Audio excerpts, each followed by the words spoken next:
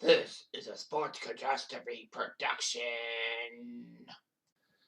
Hey there, Heather, ho there. It's Jeff Cutter. Welcome you to the sports catastrophe on this day. And on this day, July the 30th, 1966, England wins the World Cup on home soil. People were probably thinking the World Cup was to the end of July. Yep, strange times.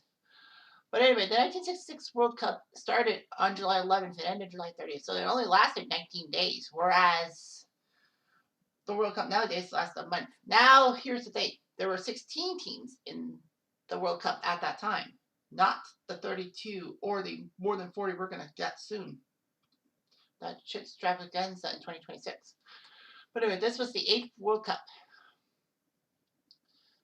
And all that. England became the 5th nation to win the event and the 3rd host nation after Uruguay in 1930 and Italy in 34. So no host nation had won the World Cup for 32 years. Brazil were the defending champs, but they didn't get out of the group stage. So this was the first World Cup held in a predominantly English-speaking country. 8 stadiums across England had matches, and the final was at Wembley, which had 98,000. Now, of course, this is not the Wembley we all know nowadays. This was a different Wembley. The one built in 1923 with the Twin Towers and basically with more prestige playing at Wembley than nowadays.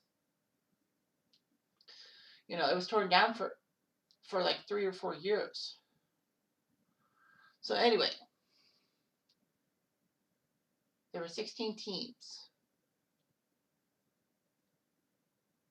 And 70 of them tried to qualify for the World Cup.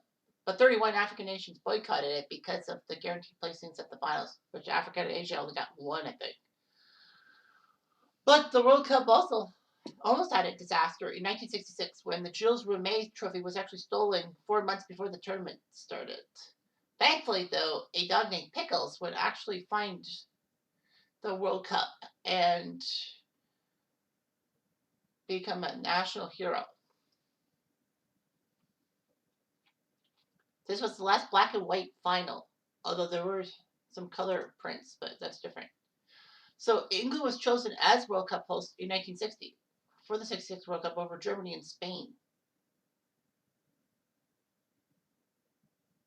Qualification happened. 70 nations would take place. They announced that 10 European countries, 4 South American countries, 1 country from North and Central America, 1 from Asia would qualify. Africa, I think Africa, whoever won that would have to face the winner of the Asia Championship. I don't know how they would have done that. So they got 16 countries. Yeah, Africa boycotted because they wanted the 3 second-round winners from the African zone to enter a playoff round against the winner of the Asian zone to qualify for the World Cup. Yeah, the African group said that winning the zone was enough to merit qualification or come close to it.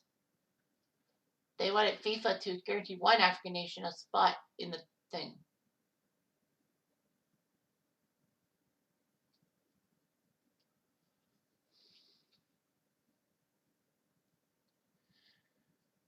It took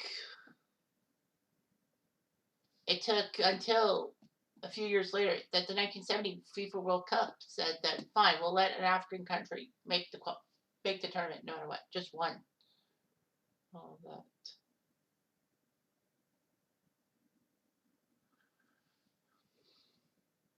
So anyway, the format would stay the same. 16 teams divided into 4 groups of 4. In the round robin, top two teams from each group would move on in the quarterfinals. Now, in the knockout stages, if any game after the 90 minutes of regulation and the 30 minutes of extra time were played, then they would have drawn lots for any match other than the final. The final would have been replayed if tied after extra time. So there were 8 venues. London's Wembley Stadium, London's White City Stadium. I think it burned down or something, I can't remember. It was built for the 1908 Summer Olympics. I don't know what happened to it. Anyway, Manchester's Old Trafford, Birmingham's Villa Park, Liverpool's Goodison Park, Sheffield's Hillsborough Stadium, Sunderland's Roker Park, and Middlesbrough's Irish Park. So anyway, the group stages went like this. Group 1 had England, Uruguay, Mexico, and France in it. So England easily went with 2 wins and a tie, even though it was a dull 0-0 tie against Uruguay. Uruguay would get in with a win and 2 ties, taking down Mexico, even though Mexico had their celebrated goalie Antonio Carvajal being his 5th World Cup appearance. France were not really that good, which would be weird to say. Group 2 saw Germany, or West Germany actually, Argentina, Spain, and Switzerland in it. Germany and Argentina would both be 2-1, but Germany was placed first because of goals average. But, goal differential would have mattered too. Germany crushed Switzerland to find powder 5-0 in the first game. Spain didn't do much. Switzerland only scored 1 goal in the whole tournament. Group 3 saw Portugal, Hungary, Brazil, and Bulgaria. Everyone thought it would be the kind of neighbors, Brazil and Portugal. However, Brazil could only beat Bulgaria while losing to Portugal and Hungary. Unfortunately, though, this was when countries took it upon themselves to hack and slash Pele. The hack-a-Pele trick worked, and Brazil did not qualify to the second stage. Hungary did, although they were years removed from the Hungarian Revolution that forced their best players to play for other countries, or tried to anyway. So yeah, Portugal was 3 for 3. It's amazing how they beat Brazil, but I guess they basically used the tactics to get rid of Pele. In Group 4 was the Soviets, the North Koreans, Italy, and Chile. You're thinking, wait a minute, North Korea was in a World Cup. Yeah, in the 2010 one as well, but this was shocked. But how England treated North Korea, the World Cup officials treated North Korea, was pathetic. They basically forced them to play games in Middlesbrough, far, far, far away from London. They didn't recognize them as a country with a World Cup stamp and all that. So basically, they were just trying to screw North Korea over because they didn't like North Korea. They were going to do whatever it took for North Korea to walk away from the tournament, but it failed miserably. North Korea got crushed by the Soviets 3-0 with their star goalie Lev Yashin. North Korea shocked people in a sense by tying Chile 1-1. They would play Italy. It would be a basic Italy basically knew they had to win that game to get into the tournament. Second phase. However, they lose 1-0 on a goal by Pektu Ik in the 42nd minute. It was shocking. North Korea beat Italy. Italy is a soccer nation through and through. Italy was knocked out. Let me think. Because Chile had... Yeah, Chile won 2-1. I think if Chile won 2-1 or 3-1, they would have, over the Soviets, they would have taken over North Korea. Yeah, but the Soviets helped North Korea by beating Chile. Soviets and North Korea were basically friends in a sense. So yeah, 2 machines helping out each other. So North Korea qualified. Italy was basically disgraced. But they pulled it together and took second place in the 70 World Cup. So it's time for the knockout stages. Quarterfinal number 1 saw England take on Argentina. Unfortunately, this game would be most known for the animalistic Argentina and the official from West Germany basically not agreeing with Captain Antonio Rattang, sending him off. This was before red and yellow cards were introduced, but sent him off the pitch because of the violence of the tongue, as Jimmy Hill put it. England ended up winning the game on a Jeff Hurst goal. There was conspiracy by the South American contingent because they thought that they were going to do everything they can to get England into the World Cup final and win it and all that. Uruguay figured something was fishy too because the second official, the official of the second game was from England, Jim Finney. And basically, a German official helped England win, and an English official helped West Germany win. But, of course, West Germany crushed Uruguay to find powder 4-0. The Soviets would beat Hungary 2-1, shockingly enough. And Portugal actually Well, they beat North Korea, yes, but Portugal was down 3-0 to North Korea in 25 minutes. That was just like, what the heck? How did Portugal get down 3-0? But thanks to Eusebio's, I don't know, what do you call a 4-goal game? It's not a hat trick. Hat trick plus one. They crushed North Korea, and a goal by Jose Agosto, too. Germany would play the Soviets in the first semifinal at Goodison Park, and Germany won 2-1 and goals by Haller and Beckenbauer. Portugal would face England. Yeah, I can deal with that. And unlike the 2004 no, 2000 Euros and the 2004 Euros and 2006 World Cup, England got the better of Portugal 2-1 on Portugal's by Sir Bobby Charlton. Eusebio scored for Portugal, but too little too late. Portugal would win third place over the Soviets 2-1, Eusebio scoring another goal for his ninth in the tournament, which was amazing. England and Germany, West Germany, played each other in the final. It was a classic final. You know, the war enemies facing each other off. First strike went to West Germany on a goal by Helmut Haller. And then in the 18th minute, Jeff Hurst put up something. Jeff Hurst was basically a starter because of an injury to what is Billy, not Billy Swan. Martin Peters scored for England, make it 2-1. I don't know. I forgot who he was in for. Jimmy Greaves, probably? Well, anyway. It was 2-1, but in the last few seconds, Wolfgang Weber got a rebound and shot it over Gordon Banks to make it 2-2.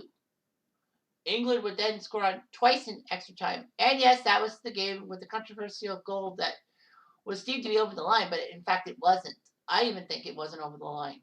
And then Hurst scored the winning goal, which led to Kenneth Wolstenholme's famous call. There are some fans on the pitch. They think it's all over. It is now, as England won the game 4-2 over West Germany. Great time for all. So, I'll give you a little bit more facts about it. It's England's only major international title. Of course, that controversial third goal. England was known as the wingless wonders because they didn't attack on the wings like the far end of the pitches. It was a 4-4-2 and all that. It actually peaked at 32 million viewers in the British television audience, which was the most watched TV event ever. So both teams looked good, and as I said, it was 2-2.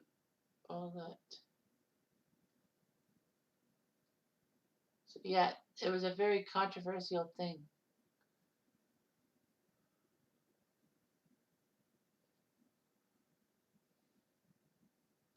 Yeah, but the ball did not cross the line. There was even some studies that said that 97% of the ball crossed the line, but not all of it. It has to be fully across the line. It was amazing. But they think that it's all over thing. It was actually the title of a famous English sports panel quiz, which had Nick Hancock as host and had captains such as David Gower, Phil Tufnell before he went to Question of Sport, and Boris Becker on one side, and the other side had Gary Lineker for the longest time, and then they had Ian Wright and David Seaman as captains on the other side. They would be helped by comedians.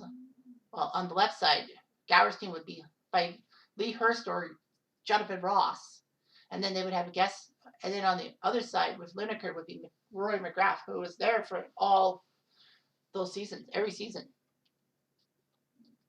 So anyway, England would be West Germany. Gordon Banks, George Cohan, Jack Charlton, Bobby Moore, Ray Wilson, Nobby Stiles, Alan Ball, Bobby Charlton, Martin Peters, Jeff Hurst, and Roger Hunt will all be heroes in the annals of England history.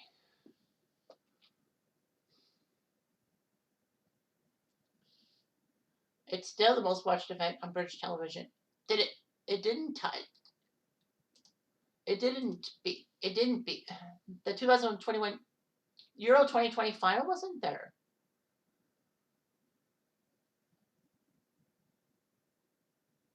Yeah.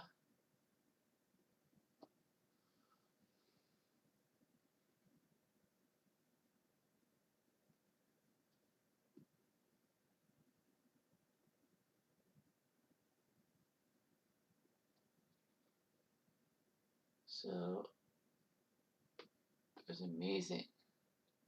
All that. Oh, the Euro final was 29.85 million. So that took fourth. That's amazing, all that. So the FIFA World Cup final had 32.3 million, number one. And then Diana's funeral was second with 32.1. Wow, I can't believe that the funeral of Diana was not number one.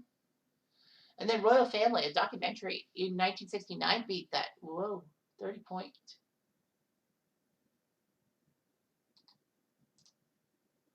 30.69 million. Wow, that's amazing.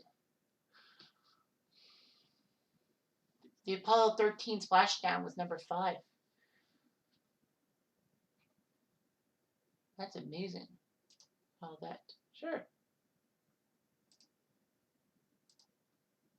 So it was amazing and all that.